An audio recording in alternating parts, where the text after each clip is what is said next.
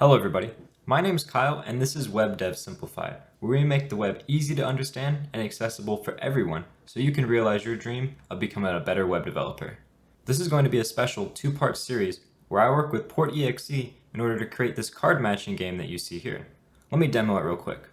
So first you click to start and you'll hear some background music start playing, and then you can click on any of these cards and another one, they'll flip back over if you get an incorrect match, and as soon as you find an actual match, they'll just play a little animation here, and you can continue to go until you either find all of the matches and get a victory screen, or until you don't find enough matches before the time runs out and you'll get a game over screen, and then you can start the game over from there.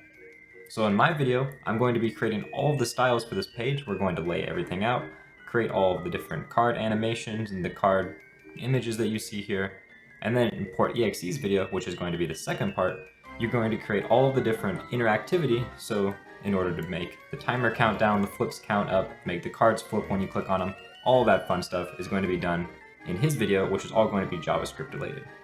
So let's get started into this right now. To get started, I have a project open in Visual Studio Code with an empty HTML page that links our style sheet, a folder containing all of the different assets we'll need for this project, our cursors, fonts, images, and audio, and then lastly an empty style sheet CSS page that we can use in order to style our different elements.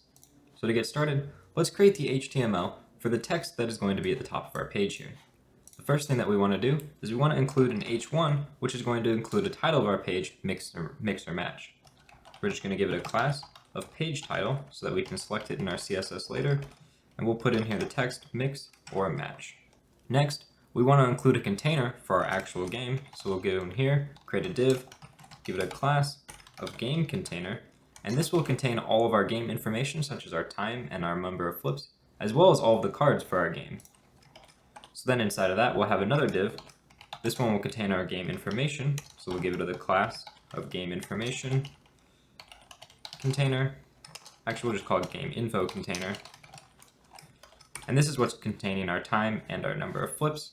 And in here we'll have divs, so we'll have a div here. This will contain our actual time. Give it a class of game info, and in here we'll put our actual time, as well as inside of a span with an ID of time remaining, we'll put the actual time value of 100, which is our starting time. The reason that we're wrapping this inside of a span here is so that later in PortEXE's video he can select this value and change it inside of the JavaScript without having to rewrite this time section. Now we can copy this, paste it down, and do the same thing for flips. So we'll say flips here, and we'll change our ID from time remaining to be flips. Lastly, default that value to 0. And now if we open this up using live server, we can see what we have so far. As you can see, we have our title, as well as the time remaining, as well as our count of flips. So now let's go into our style sheet and style these different elements here. The first thing we'll want to do, if you see over here, we have custom fonts for both of these, so we're going to want to include these different fonts. To do that, we use the font face property, and then we'll give our font a name using font family. And in our case, the first font that we're going to want to use, we're going to call Creepy. This is going to be the font that is going to be for our title of our page. We're going to give that font a source. So in our case, this source is going to come from our assets folder. It's going to be from the fonts folder inside of that, and it's called Creepy right there. And then we need to tell it the format of this. In our case, the format is WAF, since this is a WAF file. And we'll just do this again. So go here, copy this source, paste it down, and the same thing for our second file, which is a WAF2 file. That way we have support for both types of files, depending on which browser supports which type. And then that's all we need to do for this font face. So let's copy this one more time, because we have our second font, which is called Lunacy. And we can just copy that down here since we have a lunacy.waf and a lunacy.waf2, as you can see inside of this fonts folder here. And now we have both of those fonts imported into our page, and we can start using them. The last thing that I want to do before we get started styling is change our site to use the box sizing of border box, which will make sizing our elements based on a certain width much easier to do. Next, we can tackle the actual background color that you see here on our site. As you can see, it's not quite a solid color, and it actually changes colors where it's darker on the outside and lighter on the inside of the screen. So to do that, we're going to select our body element, and we're going to give it 0 margin so that our background will expand to the very end of our page. And we'll also give it a background here, and we're going to use what is called a radial gradient.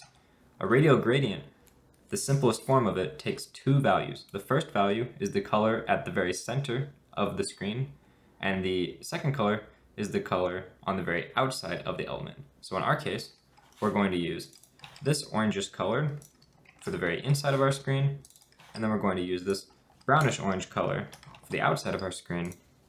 And if we save that and look at our view over here, you'll see that we now have this different background being applied to our elements, but you'll realize it's repeating all over our page based on the height of this section of our page. In order to fix this, what we want our page to be the full height of the screen. To do this, we'll select HTML here. We'll set the minimum height here to be 100 view heights. And now this means that our HTML will stretch to be at least the full size of the screen no matter what. So there we go. Now we have the background done. Now let's work on creating the actual fonts and colors for our different titles here. So let's first select our main title, which is page title. And inside of here, we're going to give it a very orangish color for our Halloween theme. So we'll give it this color right here. We want to give it the font family of that creepy font that we created. And then we also want to give it a backup font for if this creepy font is not able to load. So we'll just use serif as our default fallback font. Next, we want to just change the font weight to not be bold because H1s by default are bolded. We want to align this text in the center of our screen.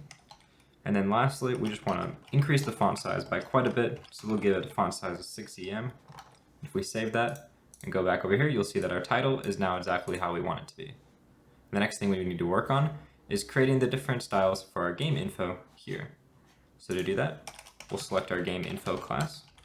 We'll give it a color here, which is going to be a slightly whiter version of that Halloween-y orange color that we created up here. And we'll increase the font size to be 4 EM. And if you save that, you now see that we have this nice looking style here. In order to apply our font, we just need to do the same exact thing where we use our font family. And instead of using creepy, we'll use that lunacy font that we created earlier. And if you save that, you now see that we get that funky looking font for our color here, which is exactly what our font looks like over here. And that's all the styling we need to do in order to grid our fonts to look as we want them to. The next thing we want to work on is creating the actual cards and laying out the different elements inside of our page to be in this 4x4 grid. To prepare for that, let's jump back into our index.html and start adding the different cards that we want to our container. So inside of our game container here, let's just add a div with the class of card. And we're going to want to add 16 of these divs in our page since we have 16 different cards. So let's do that real quick. There we go. We got 16 different cards inside of our container. And inside of our styles.css, temporarily, let's just create a style for our card where we give it a background color of black. We're going to give it a height here of 175 pixels and a width of 125 pixels. Now if we save that and look back, you see that we just have a block of text right now, which is fine because there's no spacing around our elements. And in order to create a grid-like view here, what we want to do is we want to select our game container that we created earlier that wraps all of these different elements, and we want to use what's called CSS grid in order to display this. To do that, we just set a display of grid on our page in order to create a grid layout, and then we need to supply the columns we want for our grid. So we'll say grid template columns, and we want to have a repeat of 4 times, and we just want to auto size, so we want 4 columns that will automatically size themselves to be whatever the size of the elements inside of them are. So if we save that, you'll see that we now have 4 different columns, and in order to see the different elements, let's add a little bit of a gap between our elements. So we'll add a grid gap here, 10 pixels, and this essentially will add 10 pixels of spacing around all of our different elements. And as you can see, we now have our cards, just like we want, laid out in our grid. But you'll see that our grid is not quite laid out where our text is on the top and our cards are on the bottom. To get around this, let's select that game info container that we made earlier, which wraps our different game info elements. In order to tell our info container to take up the entire first row, what we want to do is set the grid columns, and we want to say that it should go from column number 1 to column number -1, which is the very last column, so it'll span the entirety of this column. If we save that, you now see that this row takes up the entire first row and nothing else is allowed on there. Now to get our text to line up side by side, we can just set the display here to flex, and we can use justify content space between in order to get our elements to be spaced out as far away as possible. And now you can see we have a nice 4x4 grid with all of our different cards inside of it. The last thing that we want to do is actually style our grid container here to space out our elements a little nicer. Let's add a nice margin, 50 pixels on all sides, and then we're going to want to justify all of our content to the center, which will just center align our grid inside of the screen. Now if we save that, you'll see that our grid is nice and centered, all of our elements are perfectly spaced out, and our grid is starting to look a lot like our page over here. The next thing we want to do is work on styling the actual cards themselves so that they're not just black rectangles. In order to do that, let's take a look at the different elements that make up our card. As you can see, we have these 4 different cobweb images in the corners, as well as this spider image in the very center of our screen. So let's go to our index.html page here and start styling what our card should look like. We know that our card is going to have 2 different faces. So inside of our card element here, let's create a div. We're going to give it a class of card back, and this is going to be where we style the actual elements for the back side of our card, which you see here, and we'll also give it a class of card face, since we may want to share some styles between the front and back of our card. Then we want to create another div, and this is going to be for the front of our card. So we'll give it a class here, which is going to be card front, as well as that card face class that we created up above. And this will be for all the stuff on the front of our card. As you can see, when we flip our card over, it has the same 4 cobwebs, but it also has another icon inside of it, and it scales slightly differently when you hover over it. So now, inside of our card back, what we want to do is we want to add the actual cobweb images inside of here. So to do that, we'll use an image tag. We're going to give it a class of cobweb, since it's going to be a cobweb, and another class of cobweb top left, since we want this to be our top left cobweb. Next, we're going to give it a source to that image, which is our assets, images, and it's cobweb.png. And there we go. Now we can just close out that image tag, and we can copy this image tag 4 different times. There we go. And we want to use top left, top right, we want to use bottom left, and bottom right. And this way we'll have a cobweb in all 4 different corners of our screen. And then lastly, we need one more image tag here, but instead of using a cobweb, we're going to use the spider. So this is going to have a class of spider instead of cobweb, and it's also going to have our spider PNG instead of our cobweb PNG. There we go. And now if you save that and look at what we have, you see that it's not quite looking right. We have our cobweb images and they're all being stacked on top of each other instead of being styled into the corners. So let's use our CSS in order to change that. The first thing we want to do is select the actual card face that we are going to be putting these elements inside of. So we'll use our card face selector here, and we want to style all of our card faces very similarly. First, we want to position these card faces absolutely so that we can overlap them on top of each other, since both the back and front of our card are going to be in the same space of our screen. Next, we want to make the width be 100% and the height 100% inside of this. Next, we'll give it a justify or a display here of flex so that we can position our spider inside of our screen much easier. And then we're going to want to justify and align our content into the center. There we go, align items center. So now everything will show up in the center, and that's exactly perfect. And we also need to make our card here position relative, so that way our card face will be inside of our card. And there we go. You can now see that everything is inside of our card. And we can work on styling the actual cobwebs so that they don't just line up like this and that they position in the corners. So first, we're going to select our cobweb here, and we're going to start applying some different styles to it. First, we want to position it absolutely inside of our screen, so that way we can position it inside of the card. We want to give it a specific width of 47 pixels and a height of 47 pixels to fill up the available space that we want these cobwebs to take up. And if you save that, you already see that they're now overlaying over each other in the center of our screen. We can now use our different selectors here for cobweb top left in order to style how we want our top left cobweb to look. First, we're going to want to rotate it because it's not quite positioned exactly right. As you can see, we want this vertex to be in the very corner of the top left, so we're going to rotate it 270 degrees. we're going to position it top of 0 and a left of 0, so that'll show up in the top left. And there we go, we have one cobweb down. Now we need to do the same thing for our other cobwebs. So we have the top right, which needs no rotation, and a right of 0. We're going to do our next one, which is going to be our bottom left. And here we're going to use a bottom of 0 and a left of 0.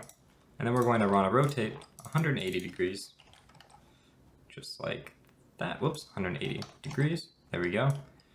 And then lastly, we're going to use our bottom right cobweb here.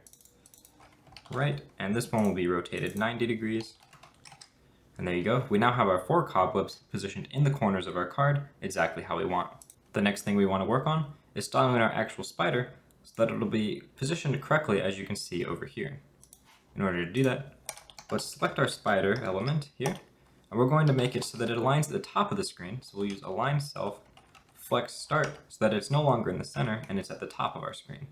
We also want to give it a transform, and we want to translate it up -10 pixels, so that way it'll be 10 pixels higher than it default is. And if we save that, you see that now we have it sticking over the top of our card a little bit. In order to fix that, we'll just go back to our card face here, and we'll use an overflow of hidden, so anything that flows over our card will be completely removed. Next, we want to do is we want to make it so that when we hover over our element, the spider will move down slowly. To do this, we need to apply a transition. This will allow us to make a smooth looking animation that occurs over a period of time. We want it over the transform property. We want it to last 100 milliseconds, and we'll use ease in out as our different linear technique for how our animation should look. And then all we need to do is go down here, and when we hover over the back of our card, we want to move our spider. So we say card back. When we hover over it, select the spider element inside of that card back, and we just want to change our transform. We want to change our translate Y to be 0 so that it'll move down those 10 pixels. And if you save that and hover over the spider, you know that it actually doesn't move even though you think it should. And that's because if you look at our HTML here, our card front is in front of our card back, so it's taking all of the hover events itself instead of giving them to the card back. In order to fix this, let's go up here to our card face, and we want to rotate our card front. So we'll say card front. We want to transform again, and we want to rotate on the x-axis, and we want to rotate this 180 degrees. So that way our card face is going to be completely upside down for the front of our card. And we come in here, and we'll just use back face visibility of hidden to say that anything that is facing the back of us should act as if it's not there. So now our card front is flipped over 180 degrees, so the back of it is facing us, so we can no longer interact with it. And now when we hover over, you'll see that our spider will move down with our animation. This is exactly what we want. While we're on our card face, we should start styling what we want the actual card to look like. Because over here, you see that we have the bent corners along with a border applied to our different cards. So to do that, let's apply here a border radius of 12 pixels. We want to apply a border width of 1 pixel. We want to make our border style solid. And then there we go. That's all we need to do in order to style the border and the background of our different element. And you see now we have that border going around our element, but our background is sticking out on the sides. And that's because our background is on the card. So we want to move this background to our actual card back. So let's select our card back. We're going to give it that background color of black. And while we're at it, we're also going to give it a border color. And this border color is going to be that same orange color that we applied to our title. So if we save that, you now see that we get this nice orange border around our card. And everything on this card works exactly as our cards over here, except for the increase in size for our different cobwebs. As you can see, our cobwebs grow when we hover over the card. So now let's style that on our card. Let's go down to our cobwebs here, and we want to do the same thing where we apply a transition only on the width of our element. So when our element is changing, we want to change the width over 100 milliseconds. So it'll animate over 100 milliseconds. We'll use ease in, ease out again. And we'll do the same thing for the height of our element. Same thing with the ease in, ease out. And there we go. And now when we hover over our cobweb, so if we hover over the cobweb, we actually want it to be on the card back.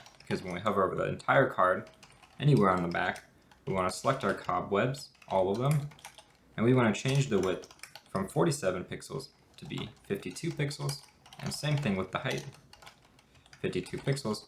And now you see that our cobwebs grow when we hover over our card, which is exactly as they do over here, which is perfect. That's exactly what we want to do. So now we can work on styling the front of our card as opposed to the back. Let's go to our index.html here, and let's look at what the front of our card looks like. So as you can see, we have our exact same 4 cobwebs inside of the front of our card, but instead of using this black cobweb image, we're using a gray cobweb image. And I have a file in here called cobweb gray, which we can change all these to in order to show a gray cobweb as opposed to this darker black cobweb. And the last thing we need to do is use another image here, which is going to be whatever image we want to use. So in our case, we have a bunch of different image files in here, as you can see. So we'll just use the bat as an example, where we want our front of our card to look like. And then in order to view the front of our card, let's create another class here called visible that we will apply to our card when we want the front to show and the back to hide. When our card is visible, so we say card.visible, so when it has a visible class on it, we want to make our card back rotate, so we'll say transform, rotate, and we want it to be negative 180 degrees, so that our card back is now no longer being shown, it is flipped 180 degrees, and we want to do the same thing, so card.visible here, and we want the card front to be rotated so that's visible, so we'll use a transform here, rotate X, and we'll use 0, and same thing here, we're actually going to change all these to rotate Y's, so that it'll rotate around the y-axis, so it'll look like a normal card flip. And there you go. Now if we save that and look over here, you now see that we have the front of our card being shown instead of the back, which is exactly what we want. And if we remove this visible class, we get to see the back of our card. If we put it back, we'll see the front of our card. That is exactly what we want. And in the second part of this series with PortEXE, he's going to actually implement adding and removing this class so the card will become visible or not visible depending on this class being there. So now let's style our card front to look more like the card front over here. In order to do that, what we want to do is we want to add a background color. We're going to just use this slightly lighter color that we used on our text here for our background. We want to give it a border color that's just going to be a darkish gray color. And if you save that, you now see that our card front looks exactly like our card front over here, except for our image is no longer correctly positioned. In order to change that, let's go to our index here, and let's add a class to our thing. So instead of having it say spider here, we're going to change this to be card value. Now if you say that, you'll see that it's centered properly like we want it to, and we can change our value for card value. We can select that inside of our styles.css in order to add this animation to make it grow and shrink when we hover over the card. We need to select our card here. So we say card front. When we hover over the card front, we want to select our card value,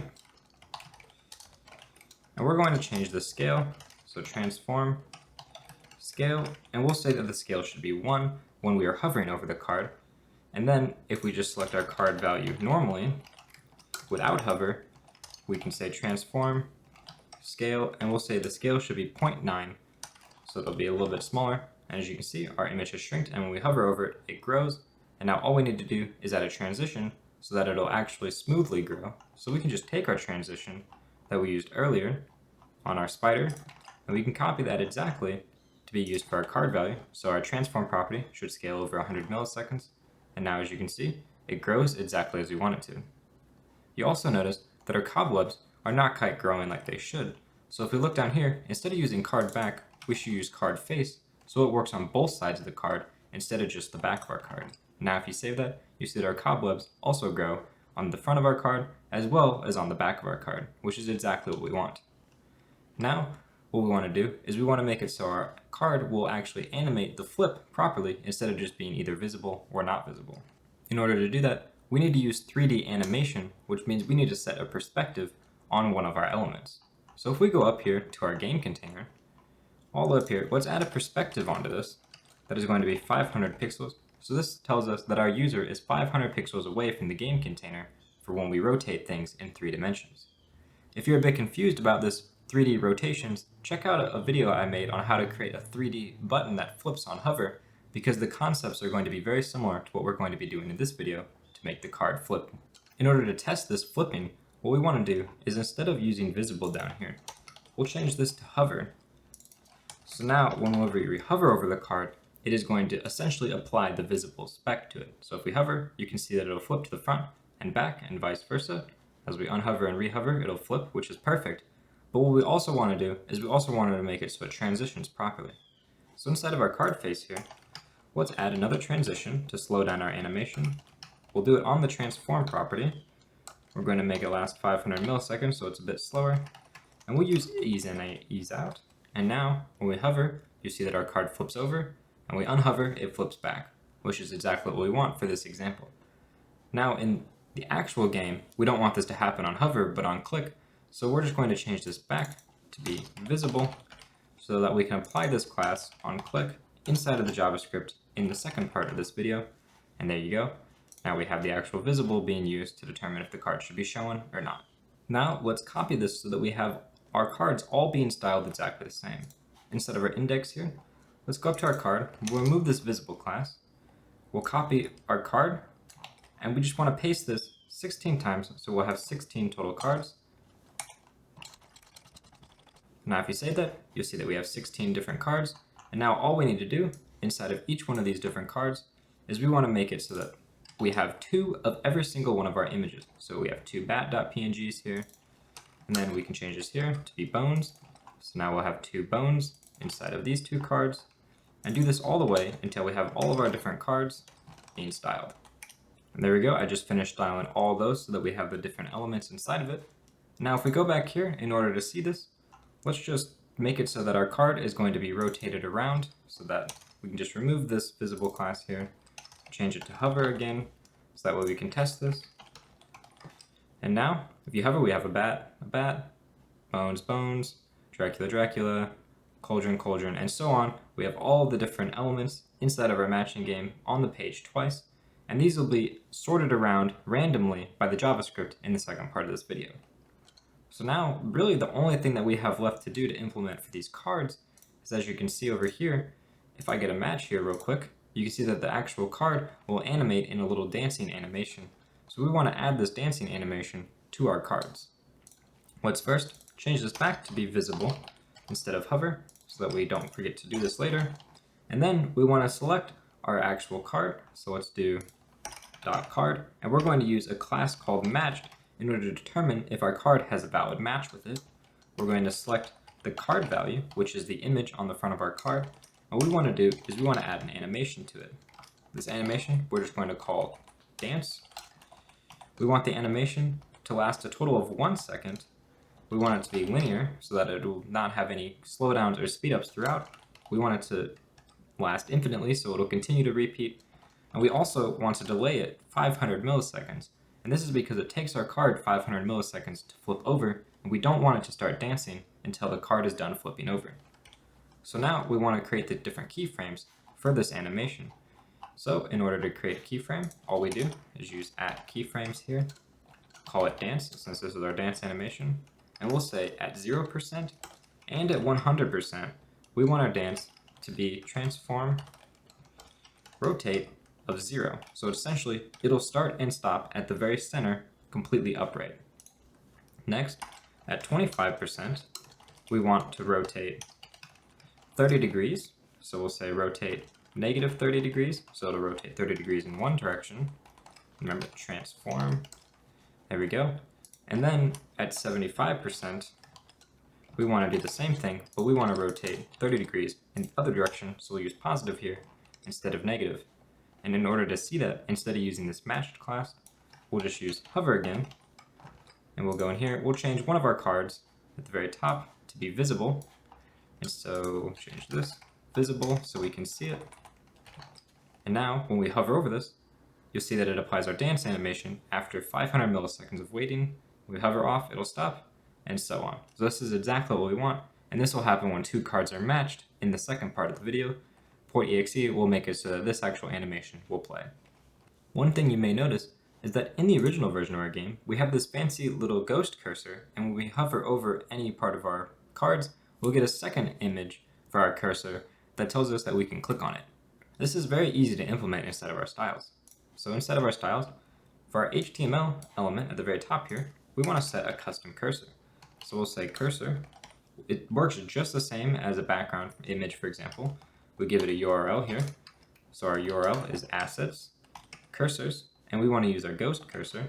And then we just add the auto property here at the end. And if you save that, you'll now see that we have a ghost cursor when we hover over our page, which is exactly what we want. And to get that special hover cursor when we hover over the different elements of our page, all we need to do is we need to scroll down to our card.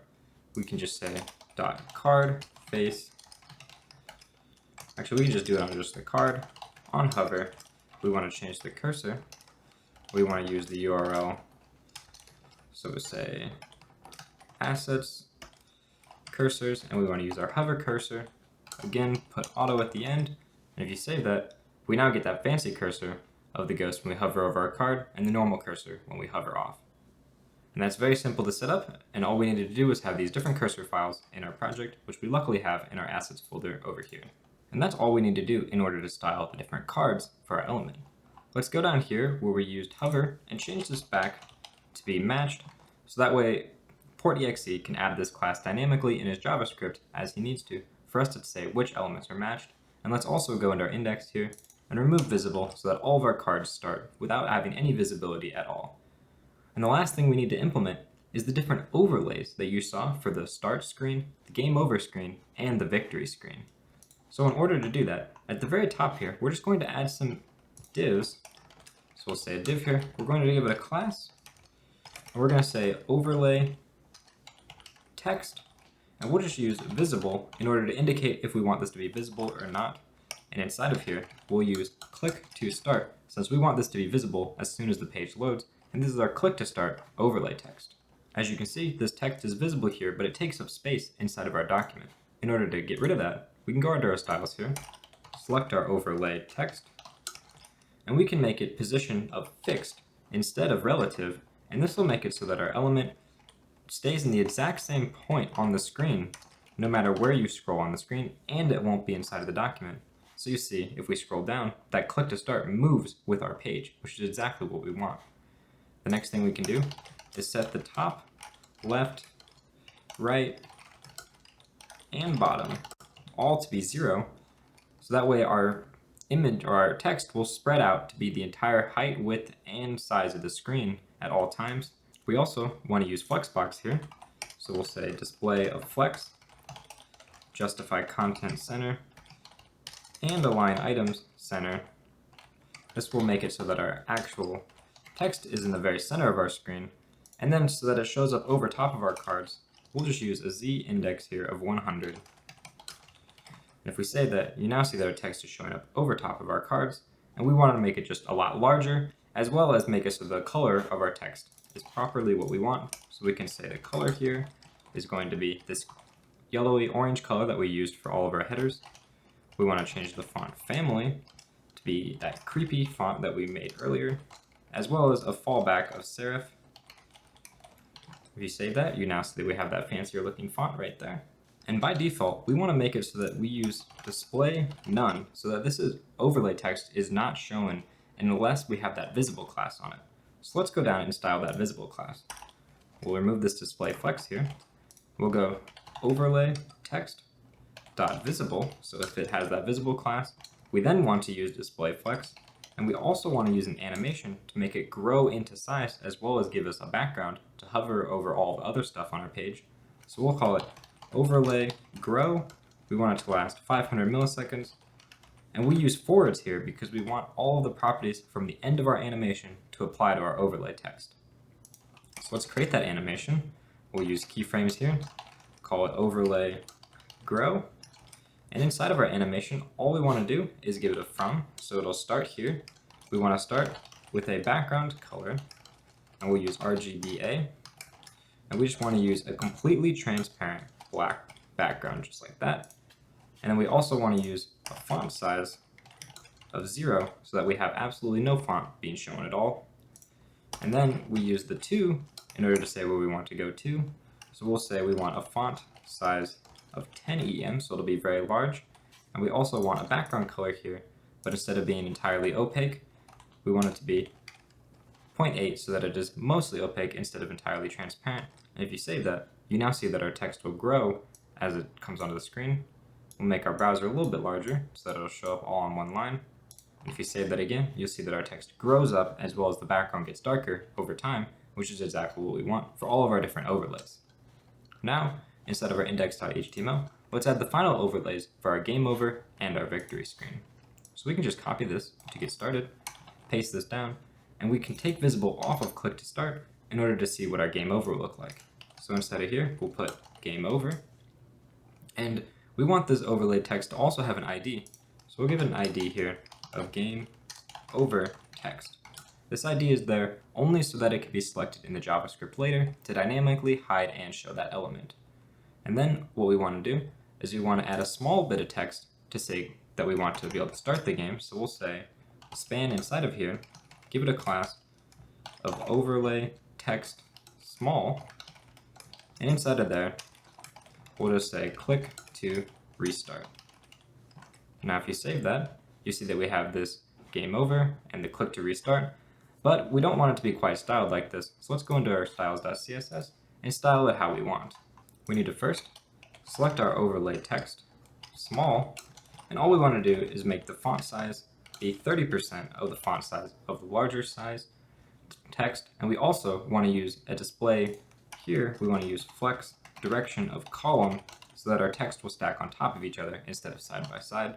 And if you save that, you now see we have this nice looking game over screen with a click to restart. So when we click on this, it'll restart our game, but that'll be done later in the second episode in the JavaScript. Lastly, all we need to do is add a victory screen, which is going to be almost identical to this game over screen. So we'll copy that, paste it. Instead of game over text, we'll change this to victory text. And we'll also change this game over here to be victory. And now, if we change this to be visible and not the game over, so if we remove visible from game over and save it, you now see that it says victory, click to restart, which is perfect. Now we can move visible from all of these, add it back to our click to start, so this is how our game should start, and you can see now our game is almost exactly how we need it to be. The last thing that we can do is make it so that our screen will scale with the size of our browser. As you can see, let's remove this overlay text here.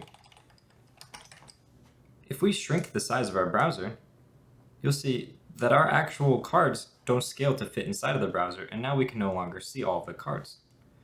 And this is why we use CSS Grid. It makes changing this so easy. So let's go all the way to the bottom of our style sheet here. We're going to use what's called a media query, which allows us to do certain styles only when certain criteria is met. So we'll say when the max width of our screen is 600 pixels, so when we are less than 600 pixels wide in our screen, we want to apply some special styles. So we'll say the game container, instead of here, we'll change our column layout. So we'll do grid template columns, and instead of using 4 columns, we're going to use 2 columns. So we'll repeat here, 2 auto, so we have 2 auto-sized columns, and if you save that, you already see that we now have 2 columns, which is great.